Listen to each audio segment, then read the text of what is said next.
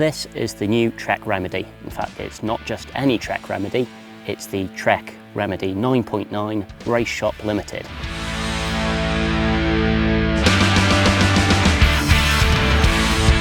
That means that over the regular Remedy you get 10mm more travel at the front, so that's now 160mm lyric fork up there, and at the back you get 150mm.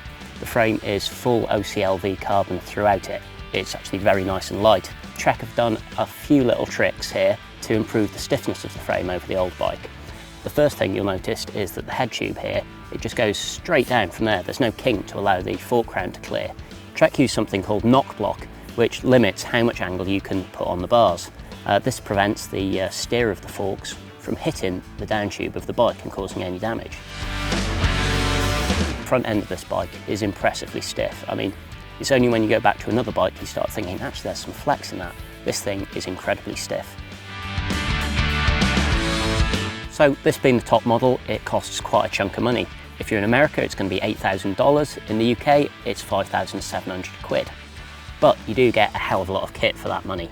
A lot of it is from Trek's housebound Bontrager, but that doesn't mean that it's cheap or nasty. The line bars, really nice, 35mm diameter, little dinky stem, it's all really high quality stuff. The same goes for the wheels. They're 30mm wide Bontrager Line Elite wheels. That gives a really nice profile to the 2.4 Bontrager tyres. Again, it's a really nice package, they're nice and light. So far they've been pretty damn tough and we've been giving it a beating, very impressive.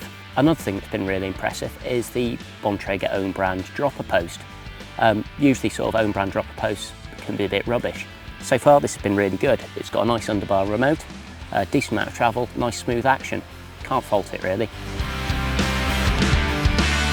As you'd expect from Trek, it's got a boost rear end and a boost fork too. They invented the standard, obviously they're going to use it. This bike's got 650B wheels, but again, boost, it increases the stiffness for very little penalty. Why wouldn't you bother? So the suspension is provided by Trek's ABP system, that's active braking pivot. In fact, it is really rather impressive. If you're still dragging the brakes as you hit a load of bumps, it doesn't feel like it chokes the suspension up too much. It also uses their full floater design, so the shock is squeezed from both ends. That allows Trek to control the ratio of the shock much better than if it was sort of a standard single pivot design. Again, the ABP is actually a concentric pivot system. Kind of works like a single pivot, except the brake force is isolated by having the brake mount on the seat stay allowed to move separately like that as it compresses. It's a neat system.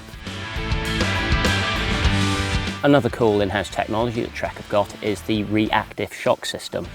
They developed this in conjunction with the motorsport company Penske, but basically it's a special kind of platform valving, so it provides impressively good pedalling performance for a 150mm bike. But then once it hits things hard, it opens up and allows the suspension to just do its job unhindered.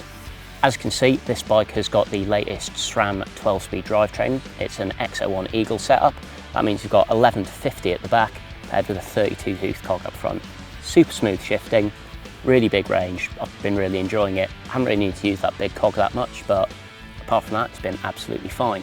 First impressions of the bike are that it's actually really impressive. I never really got on with old Remedies that much.